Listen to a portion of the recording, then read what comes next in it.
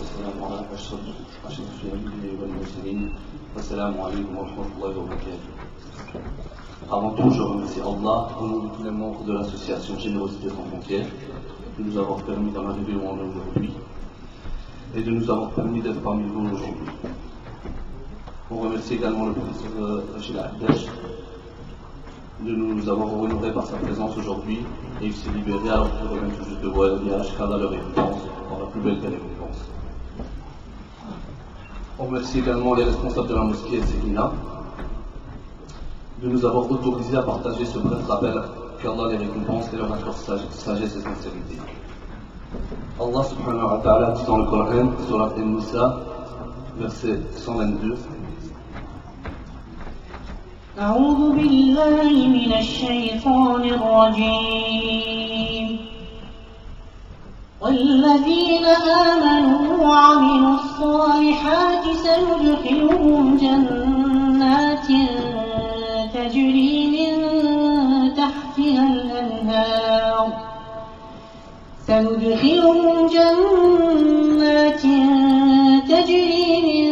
تحتها الأنهار خالدين فيها أبدا وعد الله حقا ومن أصدق من الله قيلا. Ce qui signifie: et quant à ceux qui ont cru et fait de bonnes œuvres, nous les ferons entrer bientôt au jardin sous lesquels coulent les ruisseaux, pour y demeurer éternellement. Promesse de Dieu en vérité, et qui est plus véridique que Dieu en parole. Avant de dire dans la même sourate, verset 124, ومن يعمل من الصالحات من ذكر أو أنثى وهو مؤمن فأولئك يدخلون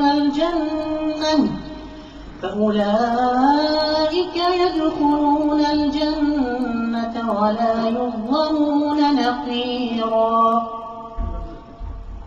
Ce qui signifie: et quiconque, homme ou femme, fait de bonnes œuvres tout en étant croyant, voilà ceux qui entreront au paradis, et on ne leur fera aucune injustice, fût-ce d'un creux de noyau de date.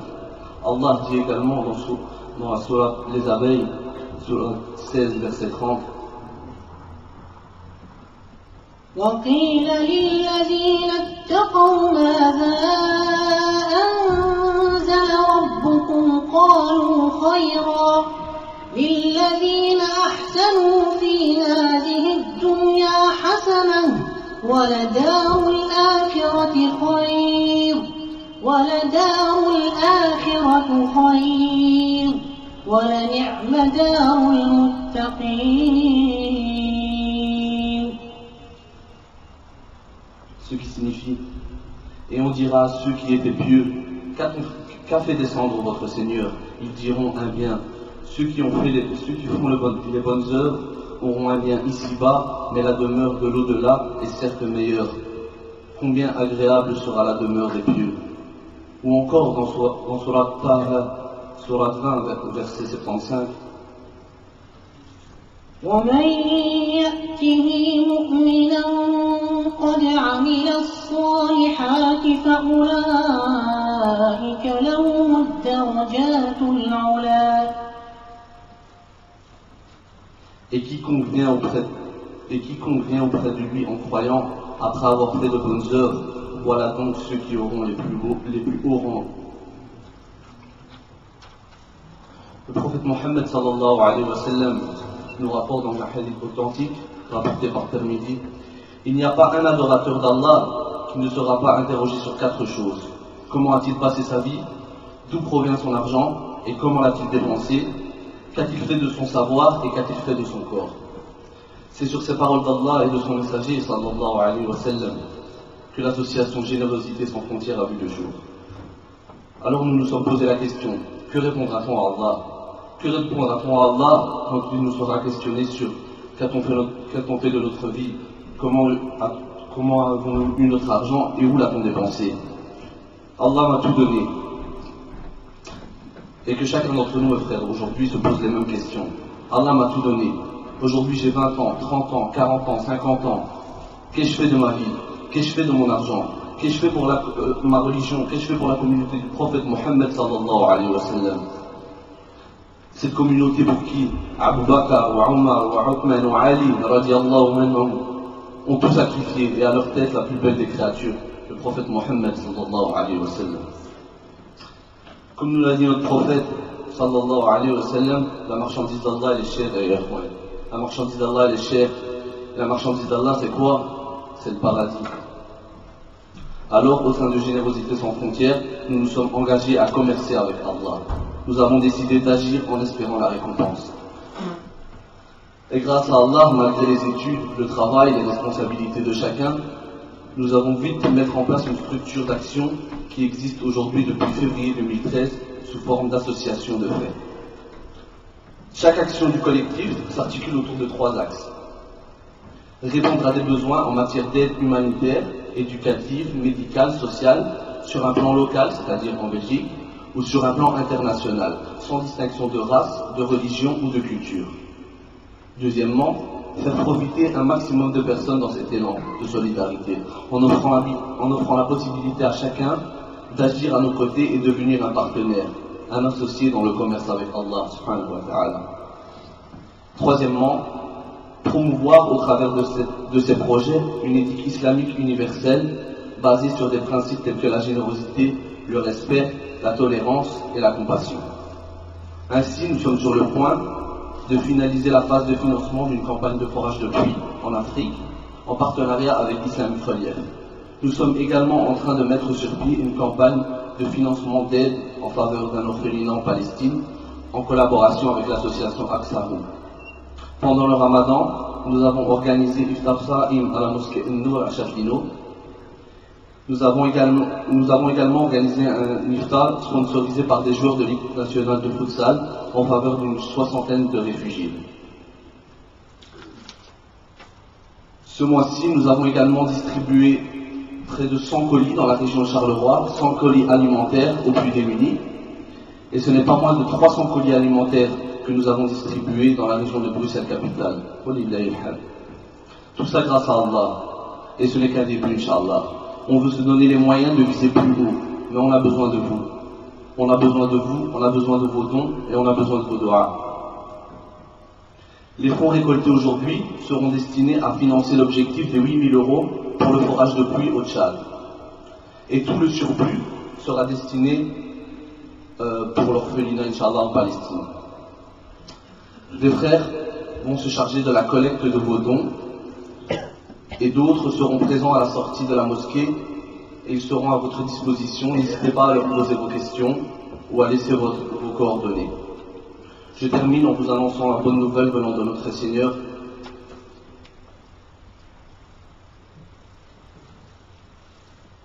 ذلك الذي يبشر الله عباده الذين آمنوا وعملوا الصالحات قل لا أسألكم عليه أجرا إلا المودة في القربى ومن يقترف حسنة نزد له فيها حسنا إن الله غفور شكور.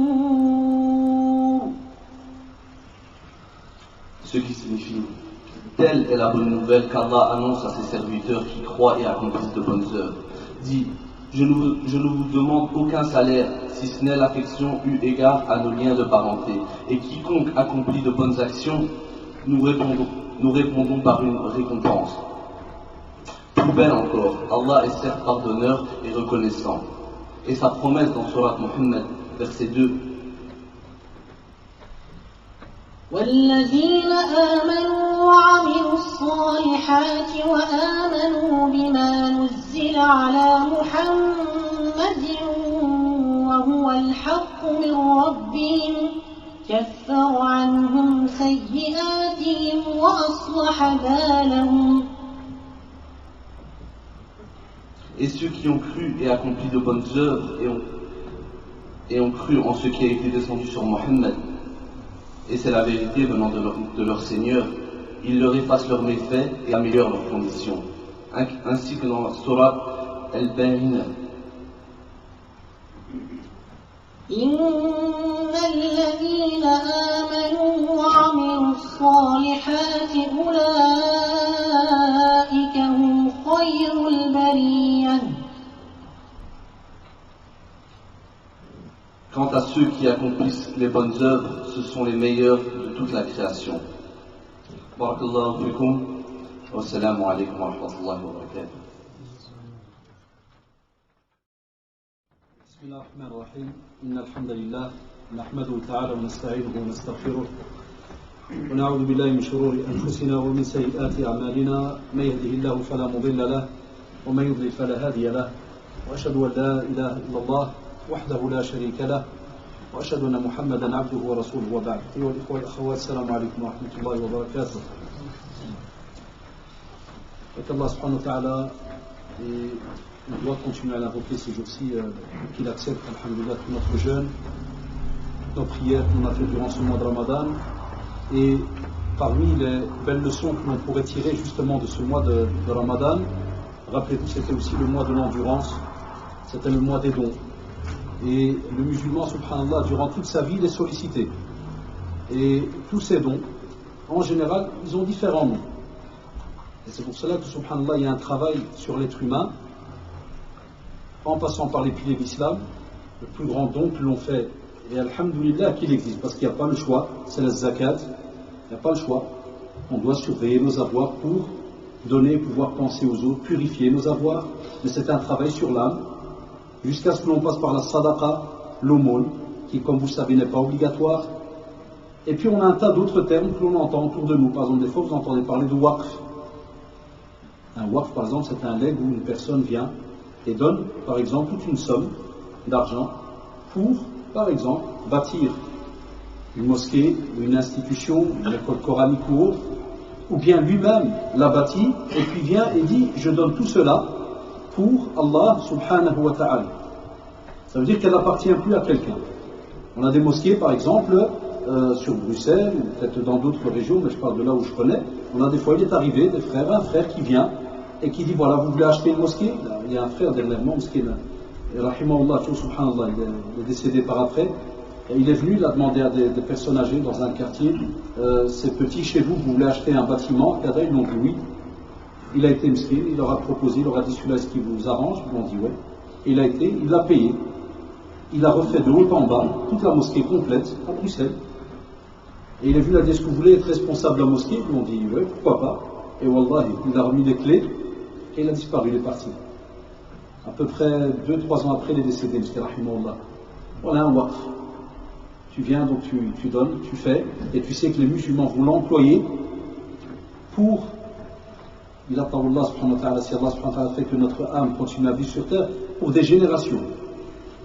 Pour des générations. Et les bénéfices entrent. Et subhanallah, même par exemple, maintenant construire par exemple un puits quelque part, c'est aussi un genre de waqf. C'est-à-dire que les musulmans, les jeunes par exemple, comme ici, qui font cela, et on a d'autres, alhamdoulilah, équipes qui le font un peu partout. Vous entendez aussi parler de Baraka City, vous entendez parler d'un tas de petites associations, mais on est fiers et heureux de voir, alhamdoulilah, les jeunes entrer dans ce genre d'initiative. C'est qu'ils viennent, ils font tout un travail, tout un effort, lakin subhanallah, le puits, entre guillemets, il ne leur appartient pas. Ils ne vont jamais revenir plus tard et dire, voilà, excusez-nous, mais on doit récupérer les puits, ou bien on doit faire ceci. Là, c'est fini. C'est un acte qui est donné pour Allah subhanahu wa ta'ala, pour que les musulmans en profitent, lakin ce que vous avez gagné. Et tous ceux qui participeront là-dedans, wallahi, c'est les bénéfices, c'est l'ajr. Et un ajr, ya shabab, il est aussi rattaché à un très très beau hadith, qui est que quand le fils d'Adam meurt, rappelez-vous, quand le fils d'Adam meurt, toutes ses actions s'arrêtent, sauf 3 qui continuent à lui rapporter un bénéfice immense. Celui qui a laissé un enfant pieux sur terre et qui meurt. Hatta même nos mashayikh hafidahullah, ils disent, imaginez nos grands-parents, est-ce qu'ils auraient pu imaginer que leurs enfants arriveraient ici en Belgique, ouvriraient des mosquées, des écoles coraniques, travailleraient l'islam et les musulmans et même les non-musulmans? Sincèrement, est-ce qu'ils auraient pu imaginer cela? Ou nos arrière-grands-parents? S'ils ont éduqué leurs enfants, nos machères nous disent, Wallahi, un des fruits qui gagnent, c'est que leurs enfants, qui sont nos parents, leur ramènent des bénéfices avec toutes les actions qu'ils ont fait ici. Mais nos parents, arrivés à un certain âge, Jazahumullah, pour leur modestie, ils ne parlent même plus de cela. Ils ne le remarquent pas. Lakin amam Allah subhanahu wa ta'ala devant Allah subhanahu wa ta'ala, c'est un bien immense qu'ils ont fait pour eux et leurs parents. Mais on n'y pense pas. Enfin, on est fiers de voir que nos enfants, c'est-à-dire les descendants des grands-parents, eux aussi continuent à faire ce genre de travail, mais d'une autre manière. Sadaqa jariya. Un enfant pieux qui continue à invoquer Allah pour son père. Et le deuxième, sadaqa jariya. C'est-à-dire tu fais une aumône et son bénéfice continue à venir, tout le temps. Il entre. Ton compte auprès d'Allah subhanahu wa ta'ala augmente de jour en jour. Au subhanallah ya shabab, ce compte il augmente sans que tu bouges. Ça veut dire que tu as bougé qu'une fois. Tu as récolté, c'est comme si maintenant nos jeunes hafidallah, ils récoltent pendant quelques semaines, quelques mois, et le prix il est fait, et on sait très bien que c'est fini. Le travail par rapport au prix il est terminé. Lakin Allah subhanahu wa ta'ala, est-ce qu'il arrête sa relation avec toi dans le domaine des hasanat? Là, wallahi. Chaque fois qu'un musulman, une musulmane ou un animal, qui que ce soit, viendra, Inch'Allah, utiliser cette eau, wallahi, vous avez un bénéfice qui peut rester comme ça à vie, jusqu'après votre mort. Et on va plus loin, même ceux qui contribuent. Souvent, Satan, Allah, dans le domaine des dons, et vous le savez très bien, il sait que donner est un acte social chez nous. Il aide à la sociabilité, il n'y a pas le choix. Il le sait. Il sait que chez nous les dons, tahaddu tahabbu, c'est-à-dire si jamais vous voulez vraiment qu'il y ait de l'amour entre vous, de la fraternité, faites-vous des cadeaux. C'est pas pour rien que tout travail mérite salaire. Chaque fois que il y a un salaire. Tout cela, subhanallah, pour garder les liens entre les êtres humains et qu'il n'y ait pas quelque chose qui vient entrer, petite intrusion là vite fait où il va dire tiens il profite de moi, où il fait ceci, où il fait cela. Là, tout le monde sort de l'histoire et gagnant et content. Et il sait très bien que le domaine social est très très important chez nous. Et il passe par l'argent. Et voilà pourquoi l'argent est une épreuve. Innama amwalukum wa awladukum fitna. Et le verset commence avec inna, innama. Donc, inna, c'est un mot qui t'explique que c'est une certitude, il n'y a pas de doute là-dessus. Tout ce qui est argent et enfant, c'est une épreuve. On a tout un travail de l'âme. Et c'est pour cela que Satan, Allah, il est au courant justement que le fils d'Adam a besoin de ce genre de petites actions pour continuer à persévérer sur terre et aussi à engranger des hasanats. À un moment, il ne pourra plus le faire une fois mort. Il y a le regret. Et c'est pour cela que Satan, Allah, va d'abord travailler ton âme. Il ne va pas la lâcher. Et il va faire oublier à celui qui est à l'extérieur du projet, il va lui faire oublier que en vérité, tu fais partie du projet. C'est pour cela que je pousse nos jeunes à ce que ceux qui sont présents, on sait très bien que ce n'est pas ce soir qu'on va récolter 8 000 euros ou 10 000 euros. Allah subhanahu wa ta'ala est capable de tout. Bon, on a toujours des limites quelque part. Ça, ou là. Là, en vérité, le but de cette rencontre, c'est pour que ceux qui sont ici, lorsqu'ils vont à l'extérieur, même un tout petit, il va chez son oncle, donne-moi 1 euro. Pourquoi? Je suis en train d'aider des frères à bâtir un puits. Il va chez sa tante, chez son frère, chez son voisin. Tout, subhanallah, les écoles, pendant l'année. Que ce soit la Croix-Rouge, que ce soit un tas de petites associations. Est-ce qu'on n'en voit pas, des fois même nos enfants, aller toquer dans les portes parce que l'école a donné des petits bics et a donné des petits trucs à vendre? C'est vrai ou pas? Et les enfants, ils vont toquer. Et des fois, sincèrement, là, ça me reste un peu sur le cœur. Je me dis toujours, subhanallah, eux, ils font des projets et ils en sont persuadés. Ils en sont persuadés que ce projet, il va aboutir, il va donner quelque chose. Et nous qui avons la confiance en Allah subhanahu wa ta'ala et qui nous fait comprendre que jamais tes avoirs, là on n'a pas ça, c'est-à-dire jamais ne va diminuer l'avoir d'un croyant parce qu'il a fait une aumône. Jamais de la vie. Au contraire. Au plus tu donnes, au plus Allah subhanahu wa ta'ala te donne. C'est l'inverse, subhanallah, dans notre religion. C'est pas comme dans le domaine économique et autres, ou dans le domaine des marchés, au plus tu donnes, au plus tu perds, et puis tu dois recalculer, faire ceci, investir, etc. Là, abadan. Chez nous, en islam, tu donnes, tu récupères. Il n'y a pas le choix, wallah. Vous avez entendu, j'ai dit, il n'y a pas le choix. C'est-à-dire, même si tu ne voudrais pas, c'est pas toi qui décides. C'est Allah subhanahu wa ta'ala qui te donne. Si c'était toi qui décidais, oui, on aurait pu le dire. Là, non, wallahi, un don qui est fait pour Allah subhanahu wa ta'ala, c'est lui qui en garde, subhanallah, la possession, parce que tu l'as fait pour Allah subhanahu wa ta'ala, tu l'as pas fait pour un tel. Et quand je dis qu'il en garde la possession, c'est-à-dire c'est lui qui après va décider de ce qu'il va te donner comme valeur, dans le domaine de hasanat. Et on sait très bien qu'Allah subhanahu wa ta'ala dit yudha'ifu liman yasha, yudha'if, c'est-à-dire il multiplie. Toi tu crois que tu auras peut-être que 10 hasanat, là il se peut qu'il donne 1 million, il se peut qu'il donne 10 millions, Allah tu n'en sais rien du tout. Mais le principal, il te prévient sur terre et te dit tes avoirs ne vont jamais diminuer quand tu les mets dans la voie d'Allah subhanahu wa ta'ala.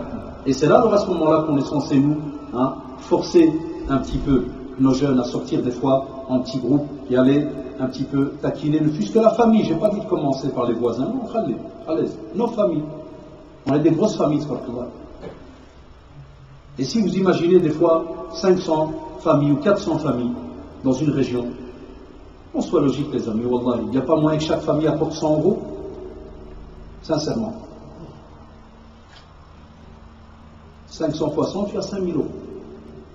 C'est-à-dire que normalement, wallah, si on était structuré et qu'on savait vraiment investir comme il se doit, normalement tu prends directement les 500 familles musulmanes, ou même plus qu'il y a par exemple dans la région, et je t'assure, si rien que eux donnent 100 euros au nom de toute la famille, tu commences déjà ton projet avec 5000 euros.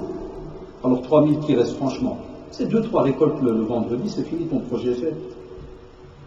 Wallah, la communauté musulmane, elle a les moyens.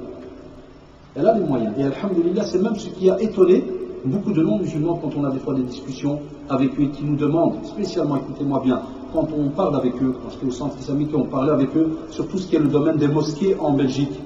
Et on sait qu'il y a minimum plus de 600 mosquées. Et quand ils nous posent cette fameuse belle question qui est « Et vous avez des subsides ?» On leur dit non. Quelques mosquées ces dernières années sont subsidiées, vous le savez. Quelques mosquées. Tout le reste fonctionne depuis minimum 30 à 40 ans. Ça, oulala. Par quoi? Par des dons. Wallah, par des dons. Tout subhanallah. Regardez la communauté musulmane, de quoi elle est capable. Et wallah, il faut voir les visages à ce moment-là des non-musulmans quand ils nous posent la question, ils restent étonnés. Mais ce n'est pas un étonnement méchant. Au contraire, ils sont même des fois contents et autres, ils disent, vous parlez sérieux, votre communauté subsidie les 600 mosquées avec leurs imams, leurs frais, gaz, électricité, ceci, cela. Je dis oui. Et je dis, et vous payez combien pour les églises et autres? Il dit non, mais rien, c'est la fabrique des églises, contributions, l'État, bazar, ceci. Je dis non, nous n'attend pas les contributions. Et je me dis, le musulman, il donne, et avec un sourire jusqu'aux oreilles. Ça, c'est encore incroyable. Wallah, l'être humain à la base, quand il donne, souvent il n'est pas hyper joyeux, hyper content de donner. Là, le musulman, quand il donne pour la voie d'Allah, subhanahu wa ta'ala, wallah, il est content, et celui qui est en face, il peut se dire, mais il n'est pas normal. Il est pas, c'est des musulmans, ils donnent de leur sueur, et après ils rigolent, ils sont contents. Et naam, c'est donné aux musulmans, alhamdoulilah. À l'âge, parce que le meilleur d'entre nous sait que sa vraie vie, elle n'est pas ici-bas. Al-akhiratu khayrun wa abqa. L'akhira, elle est meilleure. Wal-akhiratu khayrun lakamina, wal-akhiratu khayrun lakamina al-oula. C'est-à-dire ta vie que tu auras dans l'au-delà, elle est meilleure que celle que tu as ici-bas. Parce que celle d'ici-bas, c'est un passage. Et on t'envoie un tas d'examens, on t'envoie un tas d'épreuves, on t'envoie des shahawat, des passions, des envies, on t'envoie un tas de choses. C'est tous des examens, subhanallah. Pour faire quoi? Pour te préparer à ce moment où tu vas aller rencontrer la paix, la mort. Et c'est là que, subhanallah, le fils d'Adam, alors il est fier de retrouver ce qu'on a dit dans l'introduction, dans ce fameux beau hadith qui est que tu retrouveras alors à ce moment-là toutes ces fameuses actions que tu as fait sur terre, que ça soit vis-à-vis de tes parents, mashallah, quand tu as été bien et que tu as été quelqu'un qui était sur la droiture comme il se doit. Allah subhanahu wa ta'ala t'a aussi donné des enfants, mashallah, sur la droiture et autres. Et eux, de nouveau, comme toi tu as invoqué Allah pour tes parents morts, eux continuent à invoquer. Et la fameuse aumône que tu as compris, qui ramène un bénéfice immense auprès d'Allah subhanahu wa ta'ala, eh bien, c'est là que tu vas la retrouver. Un point, et comme vous savez, on trouvera des fois des montagnes de hasanat, et on va être étonné. Qu'est-ce que c'est? On le voit dans plein de textes. Des gens qui seront, allez lire un peu les sujets qui vous parlent des réactions. Les réactions des gens le jour du jugement dernier, spécialement dans le domaine des hasanat. Il y a aussi, comme vous le savez, dans le domaine des sayyi'at. Mais rien que dans le domaine des hasanat, ils viendront et demanderont à Allah, qu'est-ce que c'est? Je n'ai pas mérité cela. Qu'est-ce que j'ai fait pour avoir cela? On lui proposera des palais dans le paradis. Il dira, ya Allah, qu'est-ce que j'ai fait pour avoir cela? On lui dira, ça c'est la petite action que tu as fait. Toi, c'est normal. Ya Abdullah, après 1000, 2000, 3000 ans, t'as oublié. Tu as oublié, tu sors de la terre. Et tu sors de la terre. Tu crois que tu sors avec une archive à la seconde où tu te rappelles directement, tu lis, tu vois, non. C'est Allah subhanahu wa ta'ala qui va ordonner aux anges d'amener les archives pour que tu commences à les lire et à entendre ce que tu as fait et à répondre à certaines questions. Et à ce moment-là, Allahu Akbar, tu vas retrouver certaines actions que tu as fait il y a peut-être 10 000 ans, là, ça dépend quand ce que le jugement dernier viendra. Et là, l'être humain va être étonné. Mais ça sera un étonnement joyeux pour un groupe. Et Wallah, ça sera un étonnement, mais vraiment très triste et amer pour l'autre groupe. Pour un groupe, parce qu'il va se dire, Wallah, si j'avais su, j'aurais fait encore plus. Et ils demanderont même, est-ce qu'il y a moyen de revenir sur terre? Non. Et revenir sur terre, mais avec une intention encore meilleure que ce qu'il avait. Mais il continue à demander cela d'une manière joyeuse. Et un petit peu triste par rapport au temps qui des fois a été perdu. Mais alhamdoulilah, il voit qu'il y a un bénéfice immense. Tandis que l'autre, quand il verra ce que certains ont reçu par rapport à ce qu'ils ont fait, lui il aura un regret total. Vous savez pourquoi? Parce qu'il n'avait rien fait. Et lui, lorsqu'il va demander de revenir sur terre, on lui dira non, mais ça sera un non avec un regret mais hyper amer, mais pas avec une joie en se disant alhamdoulilah, même comme ça j'ai déjà fait beaucoup. Là, c'est parce qu'il sait qu'il n'a rien fait et il sait que ce qu'il attend est pire. Parce qu'il n'y a pas de retour en arrière. Et il y aura un CD qui va être fait et donné. Et c'est fini. Et là, l'être humain, à ce moment-là, il se pose la question. Mais Allah subhanahu wa ta'ala nous l'a rappelé déjà bien avant. ثُمَّ لَتُسْأَلُنَّ يَوْمَئِذٍ عَنِ النَّعِيمِ ثُمَّ لَتُسْأَلُنَّ. De nouveau, nun avec shidda à la fin, c'est pour te dire sûr et certain. Vous tous, nous tous, on va être questionnés. Sur quoi? Na'im. Tous les bienfaits qu'Allah subhanahu wa ta'ala nous a donnés. Et sachez, à Shabab, que nos frères et sœurs, que ce soit au Tchad, en Éthiopie, un peu partout dans le monde, même chez nous au Maroc, attention, on ne doit pas aller très très loin aussi, à partir de nos régions. Il y a plein de muhsinin, il y a plein de bienfaiteurs, mashallah, qui chaque année font un tas de projets.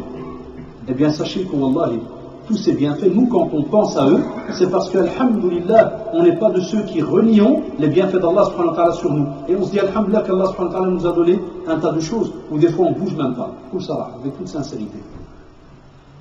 On ne bouge pas. Spécialement les jeunes qui vivent maintenant ici en Europe. C'est les parents qui apportent tout. Par l'aide d'Allah subhanahu wa ta'ala, c'est la vérité. On ne bouge quasi pas. Dès qu'on a besoin de toute chose, on le dit, des fois on laisse même un petit mot. Laisse-moi 10 €. Et le matin, tu les trouves sur la table. Ça ou là. Eh bien, tous ces bienfaits-là, ces bénéfices immenses que tu as, sache que Wallah, tu vas en être questionné le jour du jugement dernier. Et c'est pour cela que les compagnons, ridwallah alayhim, avaient compris tout cela. Et c'est pour ça que Uthman, radiyallahu anhu, il reçoit une caravane. C'est un très grand marchand, comme vous savez, riche. Il apporte toute une caravane. Les Qurayshites y viennent. Ils veulent discuter. C'est une période très très chaude, la crise, et ils discutent. Combien tu demandes? Elle va donner un prix. Un exemple, on va dire en euros, ils vont dire 1000 €. Il dit non, on m'a donné plus. Elle a 2000 €, on m'a donné plus. Jusqu'à un moment, ils vont lui dire, écoute, on connaît le marché mieux que n'importe qui ici. Impossible qu'on t'ait donné plus. Comme pour dire tu mens. On dit si, on m'a donné plus. Qui t'a donné plus? Montre-le. Voilà. On va dire Allah subhanahu wa ta'ala m'a donné plus. Et il va prendre toute la caravane complète, avec toute la marchandise, les montures, tout. Et qu'est-ce qu'il va dire au prophète sallam? Je l'offre aux musulmans. Il avait un puits. Il a aussi offert. On a, subhanallah, comme ça, plusieurs compagnons, des fois même côté femme, hein. Parce que souvent on croit que c'est spécialement côté homme que ça donne, des fois même, on va côté femme. Même au temps du prophète, sallallahu alayhi wa sallam, Habib, la fille d'Abi Sufyan, radiyallahu anha, notre mère à tous, la même chose, elle est venue, elle avait un morceau de terre, elle a donné automatiquement aux croyants. Abu Bakr, radiyallahu anhu, tous les jeunes maintenant connaissent l'histoire, on la raconte tout le temps à l'école, un peu partout, il vient, il y avait toujours cette petite, entre guillemets, belle petite bataille entre lui et Omar, radiyallahu anhu. À chaque fois, ils essayaient de se concurrencer dans le bien. Pas qu'il y aura le meilleur GSM, meilleur ceci, meilleure voiture, meilleur cadeau, non, mais dans le bien. Et il vient, subhanallah, et il se dit, à chaque fois, il se dit, aujourd'hui je vais l'avoir, je vais arriver avant lui chez le prophète sallallahu. Ou bien il se dit, aujourd'hui je vais l'avoir, je vais donner encore plus. Et quand il arrive, Omar, radiyallahu anhu, wa ma adraka ma Omar, il est tout fier. Et alors, je vais donner la moitié de mes avoirs. en ce temps-là dans le désert, donner la moitié de ses avoirs. Ah, c'était un pas immense. Et il demande alors à Abu Bakr, il dit, j'ai tout donné. Et t'as laissé quoi? J'ai dit, c'est Allah subhanahu wa ta'ala, son prophète qui m'a fait. Mais j'ai tout donné.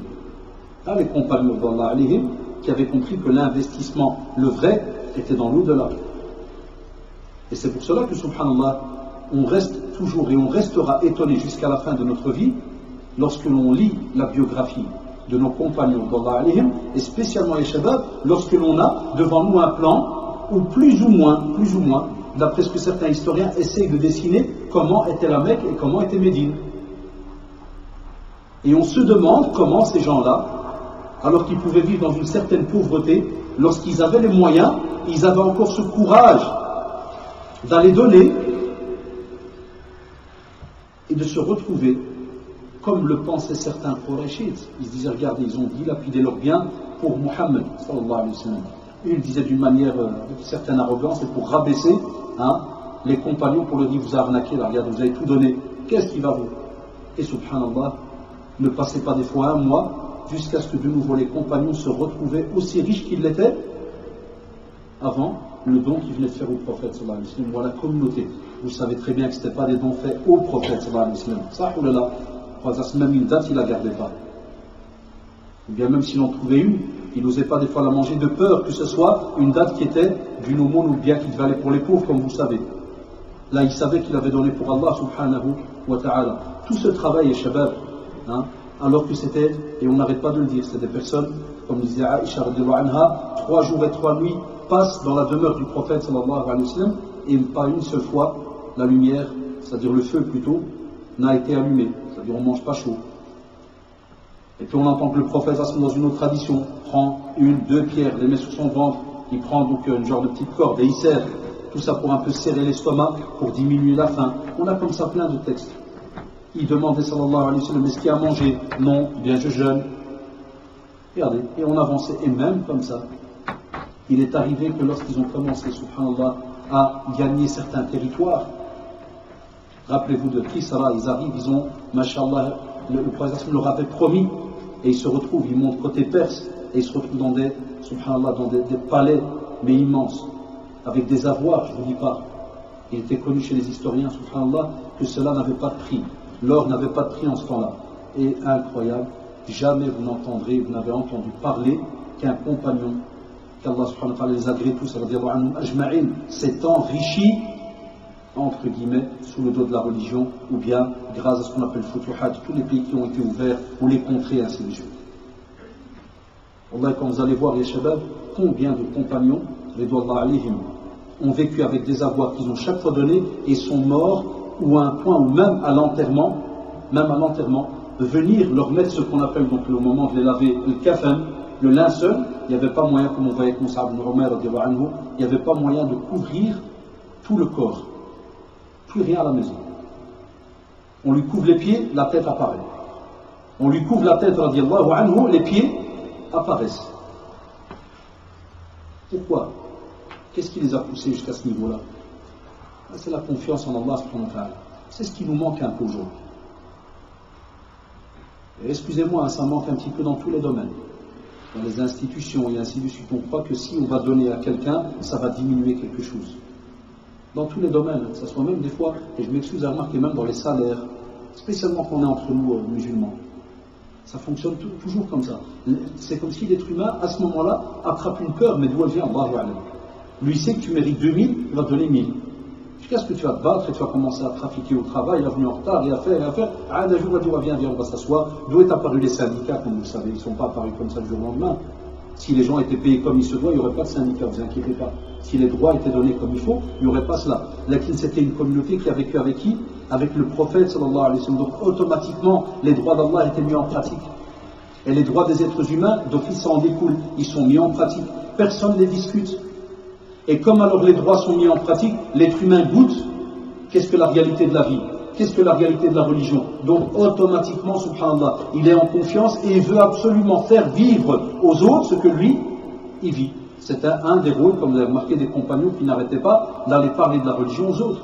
À l'âge. Si c'était tellement dur Dur, c'est quand on est face à des pages, à des feuilles, plein de livres, plein de blabla. Là, on reste étonné, on se dit, oh là, qu'est-ce qui se passe, c'est quoi, mais lorsqu'on rentre dans la réalité, dans le côté pratique, et qu'on voit qu'il y a une âme qui a été travaillée, qu'il y a un système qui est en marche, wallahi, rien n'est dur.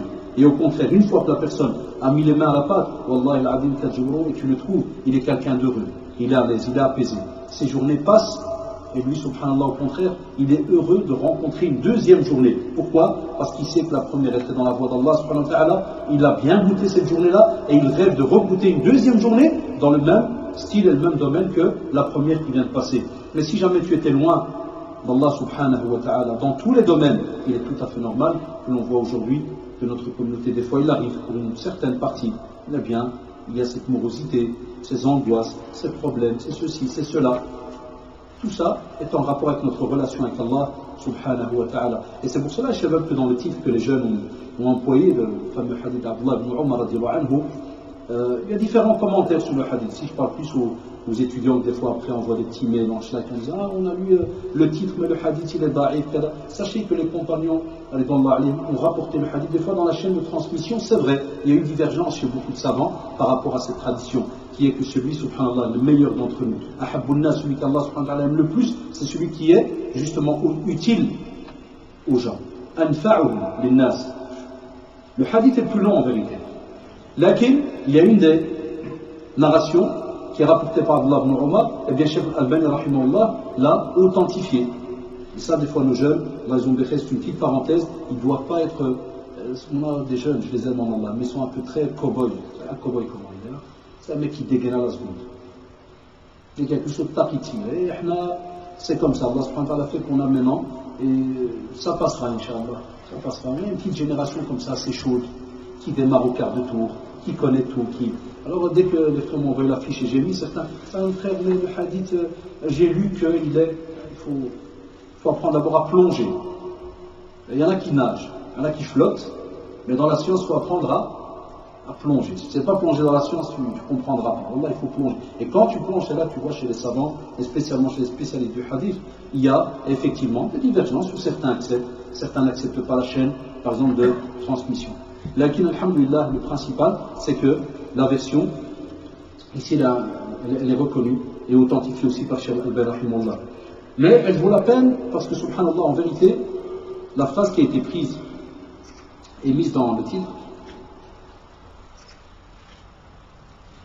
ce n'est que l'introduction du long hadith. Et c'est là que tu vois le côté social chez nous. L'importance qu'Allah subhanahu wa ta'ala avec le prophète sallallahu alayhi wa sallam a donné à tout ce côté social, le relationnel, que tu ne peux pas trouver ailleurs. Chez nous, en tant que musulmans, on ne donne pas parce que t'es cousin, ou t'es ceci, ou t'es cela, ou bien parce qu'on a un lien de là. Chez nous, en islam, on donne parce qu'à la base, t'es un être humain. Wallah, beaucoup ne le conçoivent pas. Hein. Et c'est pour cela qu'on a des règles chez nous, par exemple, en islam, et je le dis à certains jeunes, quand des fois ils me contactent même de France et autres, ils me disent voilà, on va faire un puits dans un village musulman.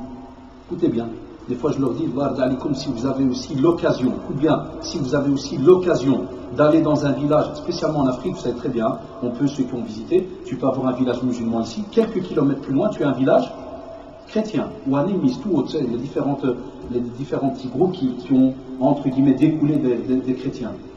À quelques kilomètres, spécialement en Afrique.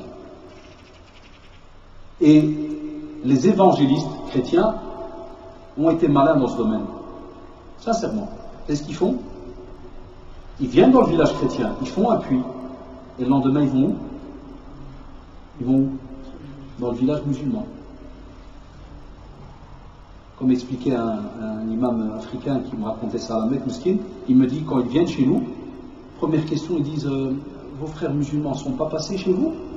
Une belle question gentille, comme si je te demande cousin il est passé. Ah, Inch'Allah, quelle belle question. Ah, quel grand cœur. Pour leur dire, ils n'ont pas pigeonné, là, ils ne sont pas venus. Je ne pense pas à vous là. Mais bon, c'est d'une autre tournure. Là, le chef me racontait ça, parce qu'avec les pleurs, il me dit, Akhir Rachid, est-ce qu'ils ont raison ou pas? Je dis, des fois ils ont raison. Je ne pense pas, nous. Je ne veux même pas rentrer dans le chapitre du racisme. Vous pensez que là, la communauté musulmane de couleur blanche, pense jour et nuit à ses frères de couleur noire au fin fond de l'Afrique. Ça, c'est encore un autre débat. Wallahi, c'est un autre débat. Tu vois la fraternité chez nous. Ah, moi je parle de humain au-dessus, c'est-à-dire on a cette fraternité musulmane et puis on a ce côté humaniste là au-dessus, là où on pense à tous les êtres humains, d'où subhanallah la présence du musulman sur terre, c'est de vouloir le bien à tout le monde.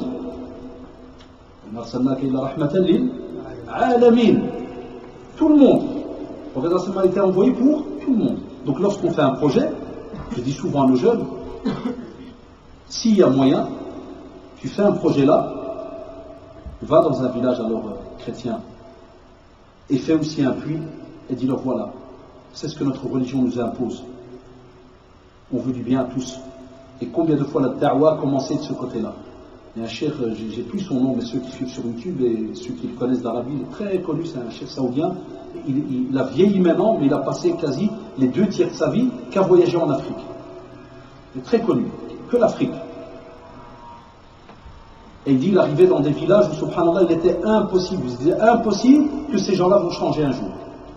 Et après, wallah, des fois, tu as le chef de la tribu qui change, comme au temps du prophète sallallahu alayhi wa sallam. Le chef changeait, tout le reste de la tribu changeait. Donc regardez, si on devait se lancer dans les projets, wallah, il y a moyen de le faire jusqu'à la mort. Ça ne s'arrête pas. Et c'est pour cela que, subhanallah, nous, on est censé inculquer cela à nos enfants de génération en génération, qui est que chaque fois que tu fais quelque chose, explique-le à ton enfant. Ou bien toi maintenant, jeune, tu as fait quelque chose, explique-le à ton père et à ta mère. Et ne sous-estime jamais un don. Et ne sous-estime jamais même la pensée de quelqu'un. Par exemple, tu peux expliquer à quelqu'un, et peut-être à ce moment-là, il ne va rien te donner, mais qu'il ça va cogiter dans sa tête. Qu'il soit musulman ou non musulman. Et après, subhanallah, tu vas voir, lorsque quelqu'un prend le temps de réfléchir et d'être attiré par le projet, il peut revenir chez toi après un mois. Et même si ce premier projet est terminé, mashallah, grâce à Allah, subhanahu wa ta'ala, il y a certaines personnes qui viennent par après, qui ont des déclics un peu, qui prennent du temps, et bien, subhanallah, tu entames un deuxième. Mais il faut parler. Et ne jamais baisser les bras. Ça, c'est aussi un des problèmes qu'on a. Et sache que quand tu vas faire, par exemple, ce projet-là, de lancer un puits, sache que tu es dans la da'wa. C'est une forme de da'wa. Et la da'wa, comme vous savez, la prédication, Satan, c'est un des domaines qu'il déteste le plus, parce qu'il y a du bien derrière. Que ce soit, pour nous tous, un prédicateur, imam, les machères, les savants, tout le monde, et bien même vous. Des fois, vous verrez, un projet, toi, tu as calculé, ça va peut-être prendre 1 mois, puis toi, après 3 mois, toujours pas. Ne lâche pas. Pourquoi? Parce que c'est drôle ce que je vais dire. Chez nous, en islam, au plus ça tarde, au mieux c'est. Parce que, wallah, quoi qu'il y ait, t'es gagnant. Puisque chaque jour où ça tarde, tu es sous l'adoration de qui? D'Allah, subhanahu wa ta'ala. Ton intention, elle est rattachée à qui? À Allah, subhanahu wa ta'ala. Et toi, le but, c'est de plaire à Allah, subhanahu wa ta'ala. Donc, wallah, même si ça prend 3 ans, même si ce puits est shabbat, wallah, il prend 3 ans. Ne lâche pas. Et on a le plus bel exemple en le prophète sallallahu alayhi wa sallam. 23 ans de da'wa, 23 ans de prédication. Alors qu'il est prophète, il aurait pu une dua, une invocation. Mais il y a un bien derrière, il y a un destin, on ne le connaît pas. Laquelle il a tenu jusqu'au bout. Et combien de fois, subhanallah, il arrivait qu'il y ait des conseils, que ce soit donné par Aïcha radhiyallahu anha, lorsqu'elle est venue avec la dit voilà, si le prophète était venu et aurait dit que l'alcool il est haram directement, wallah, ils n'auraient pas suivi. S'il aurait dit que la fornication à zina est haram, directement, ils n'auraient pas suivi. On sous-entend de ces traditions-là que les gens vivent dans certaines habitudes, qu'il est dur de penser, de travailler. Voilà pourquoi des fois, alors, le travail, il peut prendre du temps. Et ça, quand on a un comité, on doit se le rappeler. Il faut que l'amir, le responsable, qui chef là, de votre groupe, c'est lui qui doit faire son possible. Bien, si jamais il n'a pas, entre guillemets, la manière de parler ou ceci ou cela, on choisit un meneur dans la bande et c'est lui qui doit pousser et continuer à rappeler que notre but, c'est de plaire à Allah subhanahu wa ta'ala. On n'a pas un calendrier. Ça veut dire qu'il y a un calendrier, c'est normal dans tout ce qui est travail associatif, on met un petit calendrier. Mais ce que je veux dire par là, c'est dans le but d'arriver à quelque chose. Si j'arrive pas aujourd'hui, même si j'arrive dans un mois, alhamdoulilah. Le principal, j'ai fait le pas. Je lâche pas. Et c'est pour cela, que le prophète sallallahu alayhi wa sallam, il rappelait ça tout le temps aux gens. C'est pour cela qu'un exemple, il vient, sallallahu alayhi wa sallam, elle est dans le Bukhari et Muslim, Et le prophète va dire aux compagnons que chaque jour où le musulman se lève, il y a un ange qui vient, qui va dire certaines phrases, et un deuxième ange qui vient, donc ils sont à deux. Et chacun va dire une phrase. L'un va demander une compensation à Allah subhanahu wa ta'ala pour tous ceux qui donnent, tandis que l'autre subhanallah va demander la perte à tous ceux qui sont avares. Le mumsik. Il y a le munfiq et il y a le mumsik. Le munfiq, celui qui donne, on demande à Khalaf quelque chose qui soit là pour remplacer. Tandis que le mumsik, celui qui retient, est-ce qu'on lui demande Khalaf, qui perd. Et ça, c'est qui les envoie? Allah subhanahu wa ta'ala. Il envoie qui? Des anges. Pour qui? Pour cet être humain qui a reçu une mission sur terre. Eh bien, quand les compagnons, les compagnons, ils entendaient cela, eh bien, on revient à ce que j'ai dit il y a quelques minutes. Cette fameuse confiance en Allah subhanahu wa ta'ala. Est-ce qu'elle était présente? Non, elle était présente. Parce que l'exemple était parmi eux. Donc, lorsqu'ils devaient donner, ils acceptaient automatiquement. Ils ne discutaient pas. Et ce genre de tradition est là. Et ça, c'est beau dans notre religion. Vous avez remarqué, on a ce qu'on appelle le targhib et le tarhib. On a souvent dans les versets, dans les traditions, des versets pour rattirer et des versets pour faire peur, pour réveiller. C'est pour ça qu'on entend qu'Allah subhanahu wa ta'ala, il est Ghafurun Rahim. Il est quelqu'un, subhanallah, qui est clément, qui pardonne, mais il est aussi Shadidu al-Iqab. Mais il est celui qui a aussi un châtiment très dur. Et le musulman, subhanallah, il fonctionne comme ça jour après jour. Pourquoi? Parce que de nouveau on revient à l'âme. Et l'âme, si elle n'est pas pensée, si elle n'est pas travaillée, qad aflaha man zakkaha wa qad khaba man dassaha. Qad en langue arabe, c'est une certitude. Aura réussi, mais c'est une certitude. Celui qui aura pensé, travaillé son cœur, son âme. Et tandis que celui qui aura délaissé la chose, ben, il aura perdu. Et bien parmi ces choses-là, et c'est la vérité, on a tous les biens qu'il y a autour de nous. Et voilà pourquoi le prophète sallallahu alayhi wa sallam usait de cette tradition pour rappeler aux compagnons que tout ce que vous avez ici, autour de vous, sachez que, wallah, ce sont des dons d'Allah subhanahu wa ta'ala.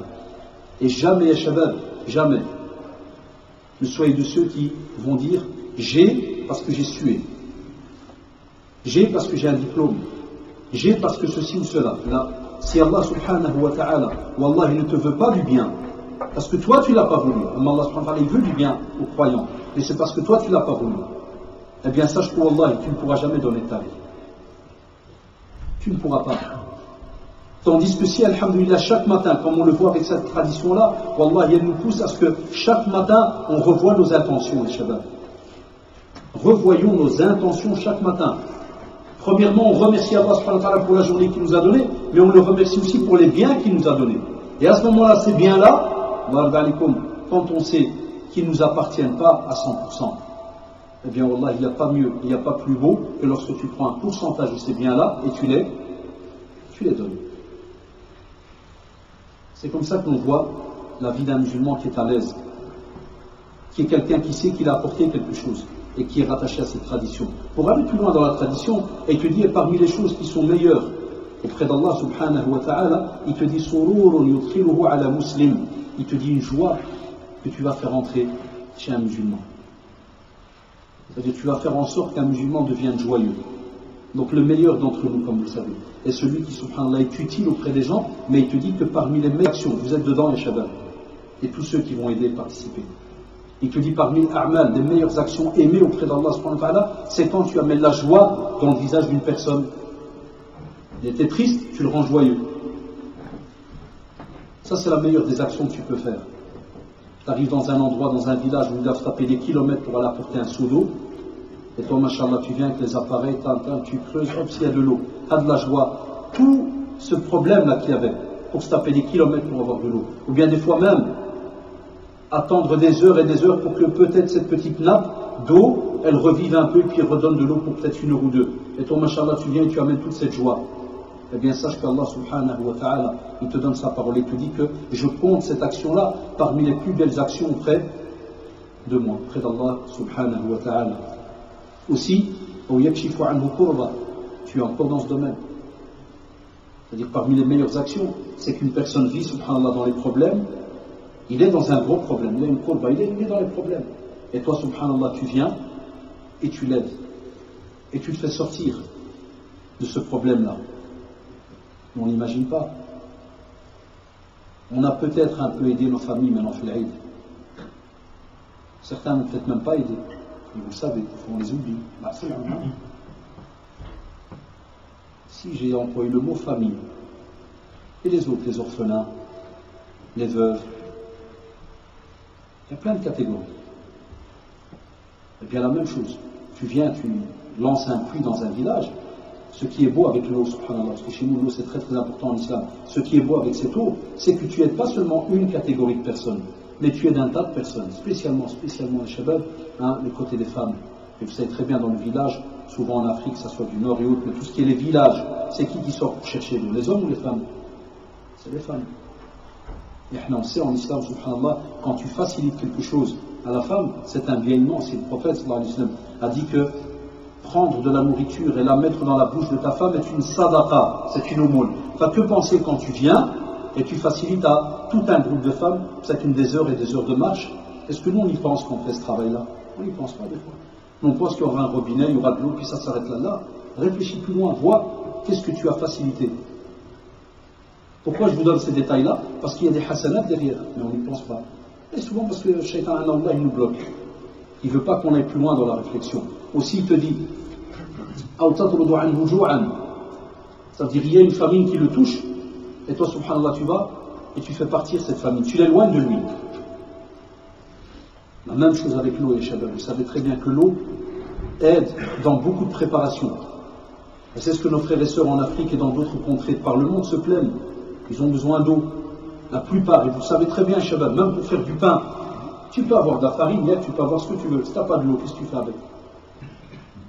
L'eau est à la base de beaucoup de choses.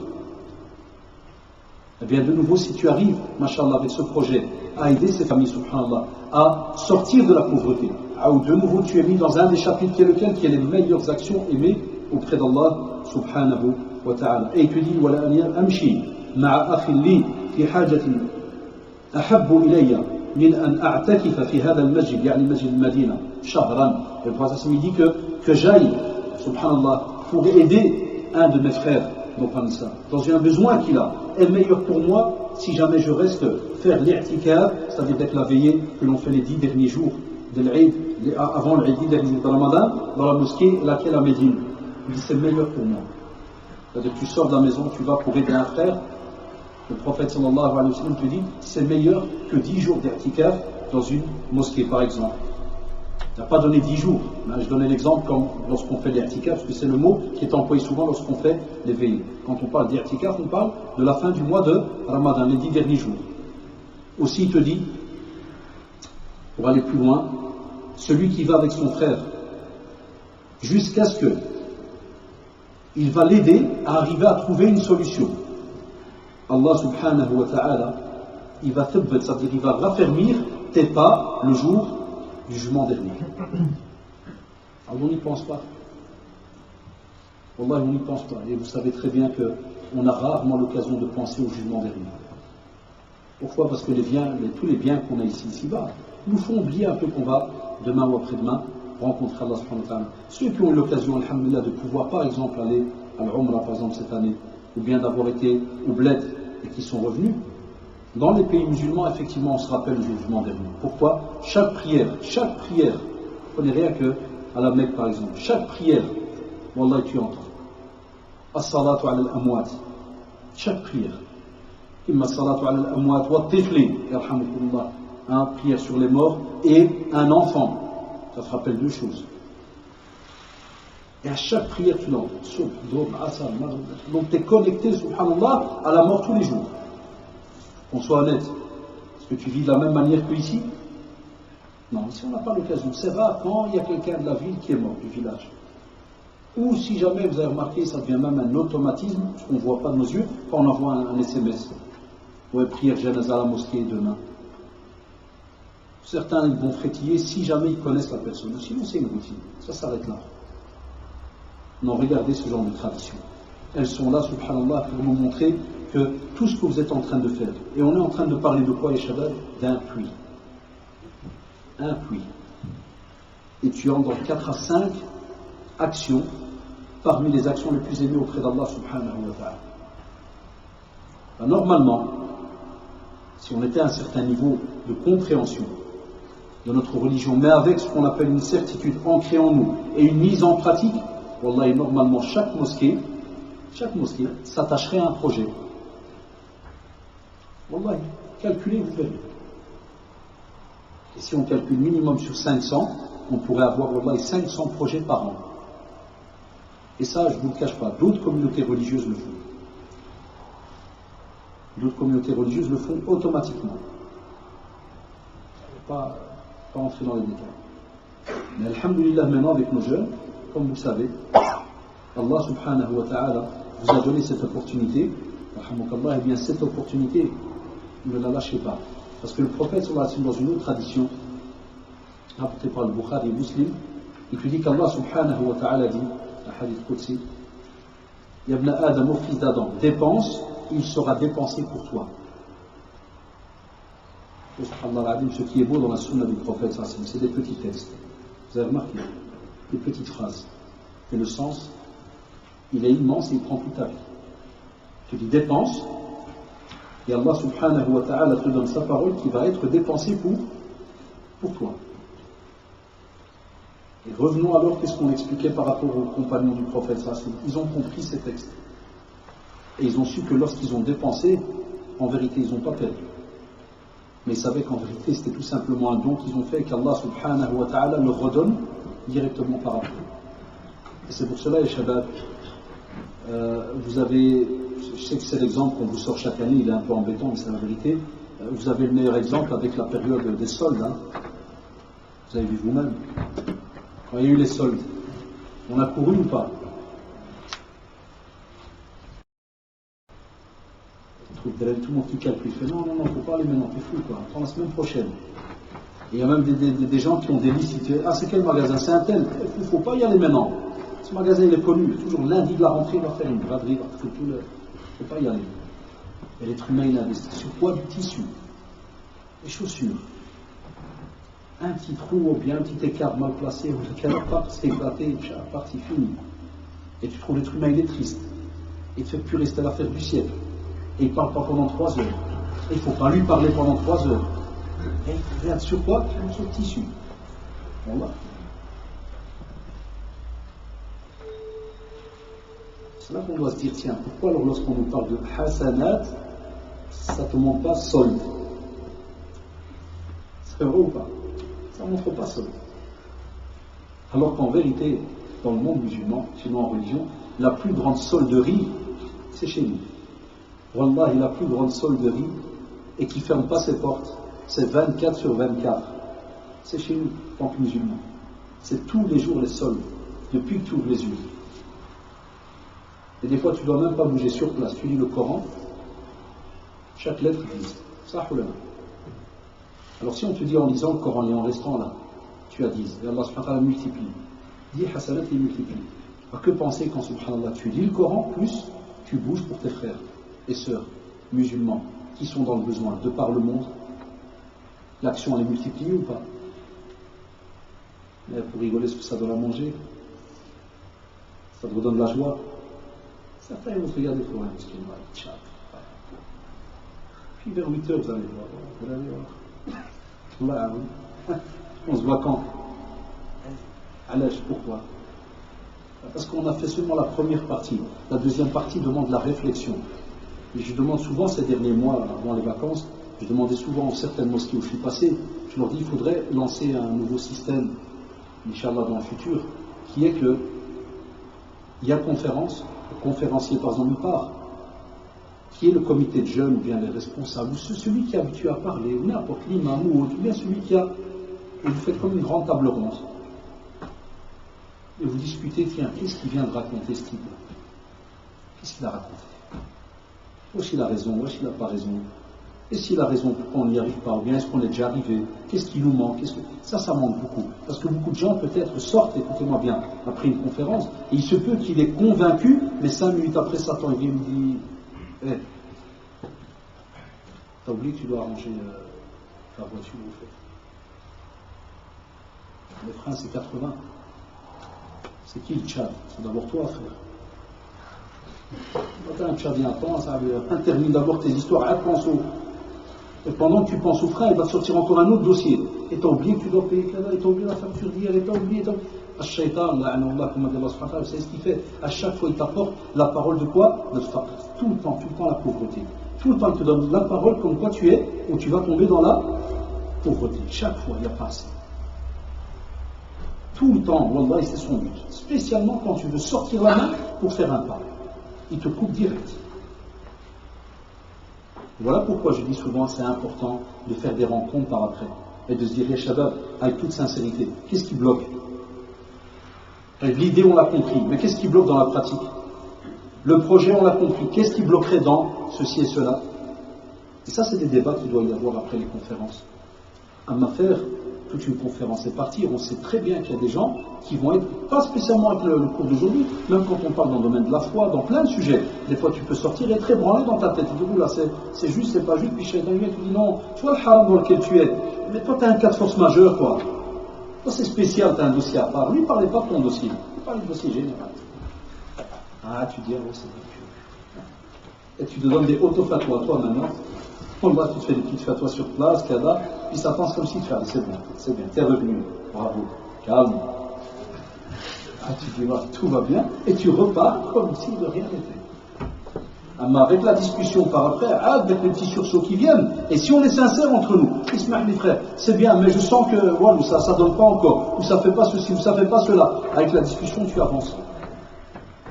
Donc là, dans les communes des choses maintenant qu'il faudrait, entre guillemets, faire, c'est de se dire, lorsqu'on fait un projet, il y a toujours ce qu'on appelle les choses qui sont à court terme, moyen terme et long terme. Ça c'est important d'avoir ça en tête. Un projet a toujours plusieurs étapes. Et bien une des choses, qui serait bien, pour le côté pratique, c'est que lorsque vous allez maintenant par exemple quitter les lieux, Inch'Allah, ne restez pas sur ce qu'on appelle maintenant le moment présent. Mais allez à ce qu'on appelle le court terme. C'est quoi le court terme? C'est qu'est-ce que tu vas faire d'ici demain? Les frères ont expliqué le projet. Tu n'es peut-être pas prêt aujourd'hui. Mais pose-toi la question, est-ce que tu vas être prêt demain? Ou bien tu vas zapper le projet directement? Première question. Deuxième question. La première, vous avez remarqué, elle touche quoi? Deuxième question. À court terme, est-ce que tu vas en parler à d'autres? Est-ce que tu vas être gêné? Est-ce que si tu vas parler, le premier qui va peut-être te dire ouais, si tu casses la tête avec le Tchad, je crois qu'on n'a pas assez de problème, est-ce que tu vas freiner, tu vas dire tu sais quoi, purée, ça tape la honte, ce genre de truc? Et tu laisses tomber? Ou tu continueras à en parler? Troisième, est-ce que les outils que tu as entre les mains, Facebook, Twitter, toutes ces choses-là, Internet et autres, est-ce que tu vas les utiliser à bon escient? Parce qu'il se peut que parmi vous, et c'est vrai, il y a des personnes qui n'ont pas un euro. Ça arrive, il y a des jeunes, il ne faut pas croire que tout le monde a de l'argent là. Il y a le père de Dra, il donne 1 ou 2 euros. Je te dirais, est-ce que tu es spécialisé dans d'autres domaines?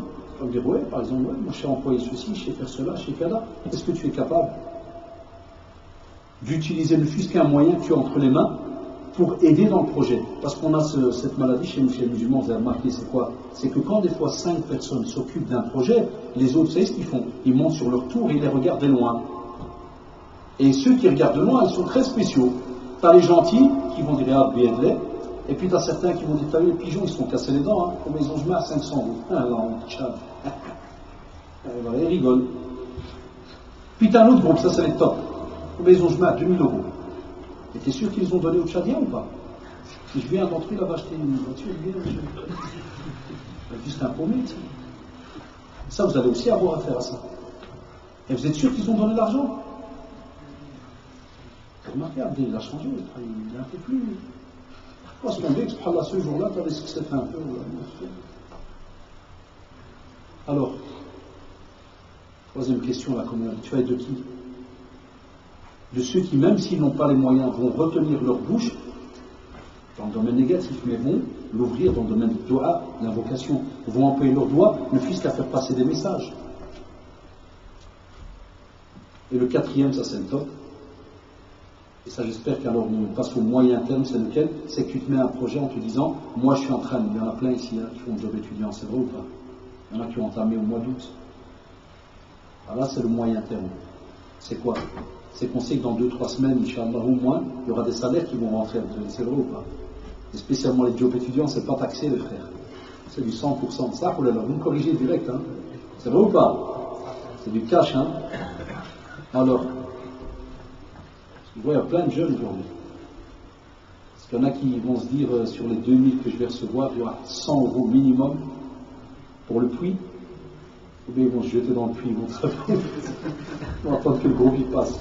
Non, mais c'est la réalité, Chabab. Voilà. Hein. Il ne suffit pas de venir vite fait, faire la conférence, hein, parler, puis partir. Non. Vous auriez pu trouver un DAF sur YouTube, vous le projetez direct. Hein. Là, c'est vite fait. Non, c'est qu'est-ce qu'il va y avoir maintenant après? C'est le but des conférences. La conférence, c'est le réveil. Qu'est-ce qu'il y a après? Donc ça, c'est le moyen terme. Moyen terme, ce sont toutes les choses qui vont peut-être arriver dans 2-3 semaines, Inch'Allah. Des opportunités qu'il peut y avoir. Et le top, le long terme, c'est lequel? C'est ça que j'ai laissé pour le long terme. C'est quand est-ce que nous-mêmes, on se dirait, tiens, eux ils sont à 10, soit on rentre dans le groupe, soit nous, on commence un deuxième projet. Ça, c'est le long terme. Et alhamdoulilah, Allah, que ça marche, puisque la preuve, il n'y a peut-être même pas 10 ans, on aurait parlé de ce genre de projet, d'initiative faite par des jeunes, ça ne courait pas. On n'en trouvait pas, sincèrement. Regardez à Bruxelles, machallah, vous l'avez vu sur Internet, hein, sur Facebook et autres, il y a un petit groupe là, ils sont appelés. Bon, c'est vrai que le d'aujourd'hui, c'est la nouvelle mode. Hein. Il y a un groupe qui s'appelle les Rangers, l'autre les Cowboys, l'autre les cadavres. Vous savez quoi, c'est les? Qu'est-ce qu'il y a écrit? Les 5 doigts, mais là, un spécial côté. Lève ton t-shirt. Qu'est-ce qu'il y a écrit? Générosité, ah oui, vous ça fait encore un peu pisello, ça fait encore bon, générosité, non, je suis là à Bruxelles, c'est hard, hein. C'est déjà les Rangers, c'est une marche, c'est à la Khatab, Kada. Mais bon, regardez, bon, regardez les gars, ça c'est les époques. Mais qu'est-ce qui est beau? Ça fait des drari comme ça, et ça se filme, ça fait bizarre. Mais wallah, ce qui fait plaisir, c'est quoi? C'est que les jeunes, ils ont donné leur parole pour une mosquée. Vous êtes au courant, vous avez vu ça? À Jet, combien? 50 000. Wallah, ils ont tenu leur parole en une semaine. 500 donateurs directs. Si j'ai bien compris dans le message que j'ai reçu, plus de 500. Ils sont arrivés. Et je n'oublie pas, j'étais avec des de mon âge, des plus âgés, et certains commencent à attaquer.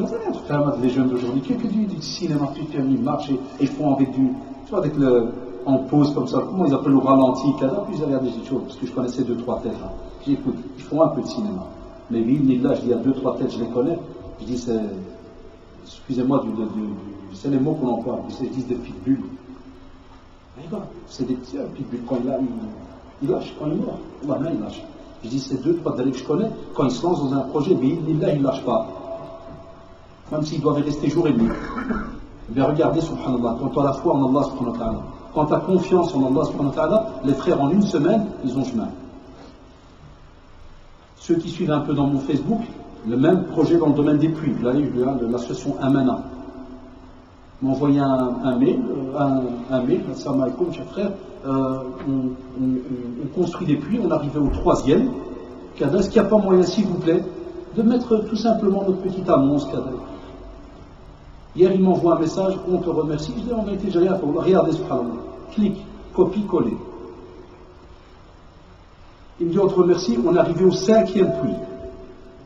Donc quand les jeunes ont vu dans le Facebook l'annonce, elle est donc commencée. En quelques semaines, ils sont passés de 3 à 5 puits. Barakassi, vous vous rappelez combien ils ont chemin? C'est eux qui ont fait 1 million d'euros. Sur combien? Ils sont arrivés à plus, sur combien de temps? Même pas un mois. Même pas un mois. Ils ont fait 1 million d'euros. Alors la même chose pour nourriture, les puits qu'il y a en Afrique. Et quand tu vois, c'est des jeunes, voilà comme vous. Mais alhamdoulilah, ils ont la foi en Allah subhanahu wa ta'ala et ils savent que l'action, parce que Yashabah, c'est pas pour t'acrier, vous n'êtes pas mis ensemble pour aller ouvrir une discothèque ou je ne sais quoi. Là, wallah, vous avez choisi de lancer ce qu'on appelle un projet qui va aider l'humain. Et on l'a vu, celui qui aide l'humain, Allah subhanahu wa ta'ala l'aide. Allah vous aide les frères, wallah. Et même les sœurs qui sont, parce que maintenant, parce que bon, on a des frères en face de nous, mais on sait très bien qu'il y a aussi des sœurs qui sont dans les projets et qui font des fois, wallah, qui font des fois plus que ce que les garçons font. parce qu'on n'en parle pas beaucoup. Donc c'est pour cela que le long terme, les shabab, c'est que les autres jeunes, voilà la moindre des choses, participent dans ce genre de projet. Et même nos parents, même les responsables aussi, alhamdoulilah, des mosquées, ça c'est les beaux projets. Wallah, ça c'est des beaux projets qu'il ne faut pas lâcher. Pour qu'on apprenne, alhamdoulilah, aux générations futures qui vont venir, que tout ce qu'on est en train de faire ici, on ne le fait pas, entre guillemets, pour tout simplement rester à consommer seulement entre nous. Là qui le musulman, Allah, il pense toujours à tous ceux qui sont donc autour de lui. Aussi, Allah d'alikum, mais je termine. Un des bénéfices, et c'est ce qui me fait toujours plaisir lorsque je relis ce hadith, rappelez-vous le fameux hadith qui parle de 7 groupes de personnes qui seront sous l'ombre du trône d'Allah subhanahu wa ta'ala le jour où il n'y aura aucune autre ombre que celle du trône d'Allah subhanahu wa ta'ala. Et parmi les 7, il y a un groupe, c'est celui qui a donné une aumône à un point où la main gauche ne sait pas ce que la main droite a donné. رجل تصدق بصدقة فأخفاها حتى لا تعلم شماله ما تنفق يمينه. Ça c'est le top de l'aumône. C'est comme si toi tu viens, tu fais tout un travail secret à gauche à droite. Tu viens de ton côté, tu vas et tu jeûnes par-ci par-là kada, mais tu n'en parles pas. Et tu viens avec la somme, tu plies bien ta main et tu la donnes. Petite parenthèse. Les savants, hafidahumullah, ont rappelé que cela ne veut pas dire qu'il est interdit de faire ce qu'on appelle, comme des fois il arrive dans les mosquées, où le responsable, ou l'imam ou autre, dit par exemple qui veut aider pour tel projet, puis tu as par exemple un père ou un jeune, ou n'importe, qui dit moi je veux bien donner 100. Il te dit, les savants disent que c'est bien, c'est une manière qui fait que les autres, mashallah, ils se sentent un petit peu poussés, et on remonte un peu le moral et ça pousse les autres, subhanallah, à donner. Certains jeunes n'ont pas compris certaines traditions et des fois ils critiquent dans les mosquées quand les mosquées récoltent de l'argent.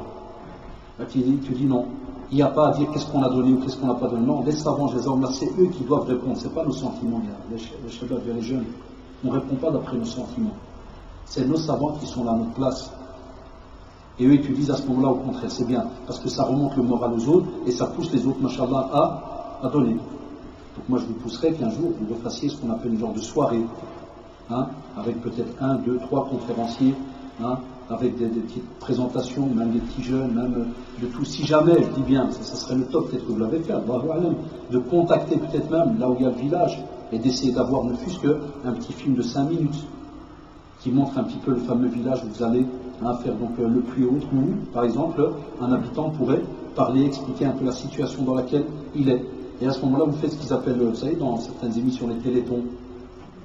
Il y a moyen de faire un musulman ton. Allah, tu as un musulman ton, tu viens, tu dis à la shabab, qui est prêt? Tu peux même faire alors une brocante. Il y a plein d'idées de Fatima. Parce que c'est la vérité, le côté des dons, des fois, il va vite et des fois il est un peu lourd. Donc à côté de cela, c'est bien de faire un tas de petits projets et qui pourraient rester toute l'année. C'est comme si, par exemple, à Farsienne, les gens seraient habitués à ce qu'on appelle, entre guillemets, la grande brocante de Farsienne. Façon de parler. Là, monsieur, vous avez un territoire immense ici à l'extérieur, chacun amènerait fils à Bila. À Bruxelles, il y a beaucoup de côté sœurs, ils le font. Qu'est-ce qu'ils font là? Ils se passent le mot et toutes les sœurs amènent des habits, mais vraiment pas au lieu que tu les jettes à la poubelle, tu les jettes à la mosquée de Farsienne. Non.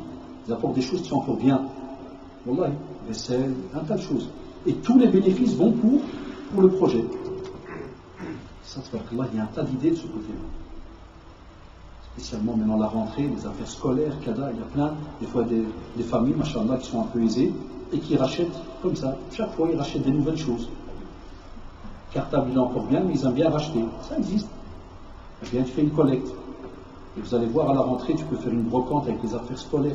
Il y a plein d'idées, shabab. Ça, c'est du long terme. Pourquoi? Pour que ça aide à ce que la communauté s'habitue qu'il y a un travail qui est fait toute l'année, et pas spécialement pour le puits qu'il y a maintenant, mais pour, Inch'Allah, un deuxième. Parce que le rêve, le but, c'est qu'il y ait un deuxième puits, Inch'Allah. Et le plus grand des rêves, c'est pas qu'il y en ait seulement 2 pour cette année, parce que eux sont là, mais qu'il y ait un projet qui reste comme ça pendant des années, mais avec une relève. Et encore un autre rêve, les shabab. C'est pas parce que demain vous allez être diplômé, vous allez commencer à travailler, que tout ce que vous êtes en train de faire. Parce que ça, c'est une des maladies qu'on a dans la mosquée, c'est que les jeunes à un certain âge, ils participent dans certaines activités, Et là où ça me coupe en deux, c'est une fois qu'ils sont mariés. Fini, je ne le vois plus. Ah, s'il travaille, c'est pire, il disparaît même de la nature. Tu ne vois plus. Là, au contraire, les chabab. Continuer et la relève. Ben voilà, c'était un petit rappel, alhamdoulilah, par rapport à tout ce qui est ce côté des dons. Et je crois que vous aurez remarqué, les chabab, que nos textes, nos versets, nos traditions, Wallah, je défie, il n'y en a pas un ici qui n'a pas entendu parler de certaines choses que j'ai dit. Parce que ça revient la plupart du temps dans les prêches le vendredi, dans certaines périodes de l'année. Il y a des événements spéciaux où on parle justement des dons et autres. Mais vous avez remarqué, la deuxième partie est la plus compliquée. La première, c'est un rappel. La deuxième, mais ça, j'ai pas entre les mains, personne ici n'a entre les mains, c'est comment faire que, en quelque sorte, le projet entre, pas seulement dans la tête, non, ce que vous l'avez entendu, mais dans le cœur. Et que toi, dans ta petite région, ta fierté, c'est que quand tu vas dormir, tu te dis, alhamdulillah, je participe à quelque chose. Voilà pourquoi le hadith, il est beau dans son introduction. Parce qu'il y a un nafa, tu apportes quelque chose à la communauté. Et tu n'es pas plutôt ce qu'on appellerait un poids, entre guillemets, pour les êtres humains sur Terre. Ça, c'est une fierté pour chacun d'entre nous. Essayez de penser à rien ces petites phrases ce soir avant de dormir. De te dire, je vais aller dormir, qu'est-ce que j'ai apporté pour la communauté? À quoi j'ai servi sur Terre? Pourquoi Allah subhanahu wa ta'ala m'a mis sur Terre? Pour l'adorer? Na'am. Et dans l'adoration, est-ce qu'il n'y a pas tous ces sujets qu'on vient de citer? Na'am, effectivement. Et c'est pour cela, Allah d'alikum, celui qui n'a pas de but, qu'il en mette un. Et je peux être sûr et certain qu'il arrive que certains d'entre nous, Allah, ils vont dormir le soir avec aucun but pour demain. La preuve, quand tu dis demain, demain, il dit on va voir, Inch'Allah, on va un peu voir, un peu se balader, on va voir. Et non, il n'a pas de but. Il y a un vrai musulman et quelqu'un qui, Wallah, il y a un agenda. Qu'est-ce qu'il fait aujourd'hui, demain, après-demain, kada, mais spécialement dans le domaine religieux et dans le domaine de tout ce qui touche la communauté. Vous vous rappelez ici même, j'avais parlé il y a plusieurs mois, j'avais dit voilà, des jeunes qui viennent, qui demandent aux responsables, est-ce qu'il y a moyen qu'on fait l'aspirateur, est-ce qu'on peut nettoyer à l'extérieur, est-ce qu'on peut faire les vitres, c'est comme ça que tu apprends, subhanallah, à penser aux autres, parce que tu ne le fais pas spécialement pour toi. Et on a comme ça plein de projets. Qu'Allah subhanahu wa ta'ala, les shabab, vous aide dans ce projet et fasse que vous continuez en ce sens. Et qu'Allah subhanahu wa ta'ala fasse que les gens de cette communauté, que ce soit ici, dans cette ville ou ailleurs, adhèrent à ce projet et même à d'autres projets. Et sachez qu'alhamdoulilah, tout ce que vous allez faire ne partira pas donc dans le vide.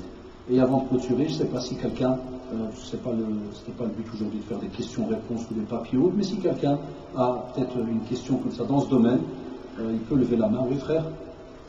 Salam. Moi j'ai, par rapport à ce projet par exemple, dans plusieurs mosquées, machallah, on a un budget dans le compte bancaire. Et moi je pense à plusieurs projets, une commerciale, etc., qui peut contribuer à la mosquée. Et je voulais savoir ton avis par rapport à ça. Lui de faire gagner les détracteurs de l'islam par avant, c'est mieux de faire un projet et de gagner pour la mosquée, Inch'Allah, de contribuer. Est-ce que c'est... Non. Le frère il dit en résumé, il dit que des fois il arrive que dans nos mosquées ou certaines mosquées, c'est un peu normal, il y a un peu d'argent en banque, dans le compte, pourquoi ne pas des fois investir cela dans certains projets, ceci, cela, tout les chabab. Il y a une chose, il faut bien comprendre, que ce soit les plus âgés, ceux qui ont notre âge et plus, ou les jeunes. Je vais vous dire une chose qui va vous étonner peut-être pour ceux qui ne sont pas au courant. La mosquée que vous avez, je ne parle pas ici, je parle de la mosquée en Belgique. La mosquée, au sens propre du terme, aujourd'hui en 2013, Wallahi, n'a rien à voir avec la mosquée en 1975, 1980, n'a rien à voir. Nous, on a eu, alhamdoulilah, à notre âge, maintenant, on est dans la quarantaine, presque 45, on a, alhamdoulilah, eu ce bienfait d'être né ici et d'avoir vu la mosquée, comment est-ce qu'elle a évolué. Je me rappelle, nous, la première mosquée où j'ai mis les pieds à l'âge de 5 ans, quasi vers 1974 à peu près, enfin, subhanallah, 74-75, on n'avait pas ça. Ça n'existait pas. Wallah, ça n'existait pas. Des fois, on avait cours de Coran, parce qu'en ce temps-là, il n'y avait pas de classe, baba, bobo, titi, tableau, il n'y avait rien. On étudiait le Coran, c'était les premiers imams qui étaient du Maroc, c'était avec une louche, des planches. Wallah, on étudiait, et par terre, c'était pas un tapis, c'était un plastique. Et des fois, l'eau passait par les rigoles qu'il y avait, parce que c'était avec les tôles ondulées. Il n'y avait pas de classe. Salle de prière, il ne fallait pas salir. Moi, il fait un tas de blabla en ce temps-là. Donc, le résumé, c'est quoi? Quand tu vois le bon qu'il y a eu, c'est un bon immense. Aussi, il y a des choses qui ont évolué mais qui vont doucement. C'est ce qu'il y a dans la tête, les mentalités, frère. Et là, je te comprends. Pourquoi? Et Dieu en est témoin, je ne parle pas d'ici. Moi, je suis quelqu'un, vous me connaissez depuis ceux qui me suivent depuis très longtemps, jamais je vise un endroit spécialement, jamais, je parle toujours en général. Les mentalités ont évolué, mais des fois très très lentement. Pourquoi? Parce que nos parents, jazahumullah, quand ils ont investi dans les mosquées, avaient leur manière de fonctionner. Ça, oh là là. Ils avaient leur manière. Certains, et beaucoup, n'ont pas pu étudier. Donc quand tu parles à, par exemple, j'ai été responsable dans une mosquée pendant des années, après j'ai démissionné pour différentes raisons, mais pour te donner un exemple, quand toi tu as étudié en économie, ou bien tu as fait comme moi par exemple gestion comptable, et oui, tu as joué avec les chiffres, toi tu es au courant de c'est quoi faire un projet. Tu as passé ta vie à l'école, tu as étudié tout ça, tu as vu des émissions, tu as voyagé, tu as vu un tas de choses, c'est vrai ou pas? Quand tu as ton père, ou le vieux comme on l'appelle, qui gère une mosquée depuis 20, 30 ans, avec son système à lui, je sais que toi le jeune, wallahi, à tes yeux, c'est dépassé ce système. Il est dépassé à 2000%. Mais je dis alors à nos jeunes, il y a deux choses. La première, tu ne vas pas te lancer à entrer en conflit ou quoi que ce soit. Alhamdulillah, j'espère qu'il n'y en a aucun d'entre vous qui a ce genre de pensée. Jamais n'entrer en conflit dans une mosquée. C'est la maison d'Allah, subhanahu wa ta'ala. Mais ce qu'on peut faire, c'est que des fois, subhanallah, tu peux préparer un petit projet, tu l'expliques à celui qui accepterait, là j'ai bien dit d'accepter, c'est là qu'il va te dire tu l'expliques. Mais si jamais on te dit sache que la roue tourne. C'est vrai ou pas? Aujourd'hui, toi tu as peut-être 30 ans, celui qui a 60, il se peut que demain ou après-demain il quitte cette terre, comme toi. Là il faudra des remplaçants. Et là, alors à ce moment-là, wallah, le temps passe très très vite. Un jour, tu verras, il se peut qu'on va te demander, smahli, il n'y a pas moyen d'avoir 2-3 jeunes qui rentrent dans le comité. Et là maintenant, petit à petit, on a des jeunes qui commencent, entre guillemets, à rentrer dans des comités d'administration dans la mosquée, petit à petit. Mais ça va prendre des années. Ça demande de la patience. Wallah. À ton idée, comme tu le dis, c'est-à-dire d'avoir un exemple, la plus grande mosquée chinoise à Bruxelles, la mosquée El Khalil. Et bien même dans le plan qu'ils ont fait d'architecture, regardez, le plan qu'il y avait il y avait 10 ou 15 ans, wallah, il a été changé. Vous savez pourquoi? Il y a 10 ou 15 ans, le plan, vous savez ce que c'était? C'était bâtir une mosquée, point barre. Et maintenant le dernier plan, vous savez ce qu'il y a dedans? Et alhamdoulilah, l'urbanisme l'a accepté, il y a plein de choses, 80% tout a été accepté, il y a dedans un genre de carrefour, c'est un mini-market musulman, il y a dedans polyclinique, et un hôtel. La preuve, la maison a déjà été achetée. Là où ils veulent mettre un petit hôtel, ils l'ont acheté il y a 2 ans. Et ils sont arrivés à 22 000 mètres carrés. Parce qu'il y a Khalil à 22 000 mètres carrés. Mais wallah, quand tu vois le plan, qui est quasi accepté, il y a dedans quasi polyclinique. Et sur le toit, et ça sera le dernier des projets, parce que ça demande des sommes faramineuses. Mais alhamdoulilah, ça avance. Regardez, les 3 bâtiments, 3 millions d'euros ont été payés. Alhamdoulilah. Les dettes sont quasi finies, il n'y a plus rien. Mais il y a quelques années, 3 millions, tout le monde disait, c'est des fous, qu'est-ce qu'ils ont fait? Ça a été payé maintenant, quasi fini. Et bien dans le plan, sur le toit de la mosquée, et ça a été accepté par les plus grands architectes, hein, même de la Cambrio, ils vont faire une piscine. Wallah, les architectes sont venus des blagues, c'est pas des arabes, quelqu'un aurait pu, c'est là chez nous, un stéréotype. Dès que c'est un architecte arabe, c'est que c'est un fou, non, il a fallu que ça soit un belge qui vient qui dit oui, c'est faisable. Aucun problème. Eh bien, chers frères, moi qui ai grandi cette mosquée depuis l'âge de 13 ans et demi, donc j'ai passé quasi 30 ans dans la mosquée Khalil. Wallah, si tu voyais les mentalités en 83 par rapport à maintenant, il y a toute une équipe maintenant de jeunes diplômés. Les anciens, wallah, on le remercie et on le remerciera jamais assez. On leur embrasse la tête quand on les voit là. Wallah, quand des fois il y a des réunions avec les plans et tout, et tu vois avec les petits vieux qui ont lancé le Khalil, c'était un simple petit bâtiment, wallah, des fois tu as les larmes, tu te dis tout second. Quand ils ont commencé, est-ce qu'ils avaient cru que ça allait être, après 30 ans, 22 000 mètres carrés? Hassan le bourgmestre chez nous à Molenbeek, en ce temps-là, a demandé pour qu'elle soit la grande mosquée de Molenbeek. Qui aurait dit ça en 83? Même bâtir une mosquée, c'était déjà, il ne fallait même pas discuter. Donc les mentalités, chers frères, elles changent. Alors ce que je te répondrais, je dirais que les jeunes qui sont habitués ici à la mosquée, qui viennent tout le temps parce qu'ils sont habitués, qui leur interdit d'avoir un petit comité où il réfléchirait sur des projets pour peut-être d'ici 10 ans. 10 ans, Allah, il sait rien, Inch'Allah.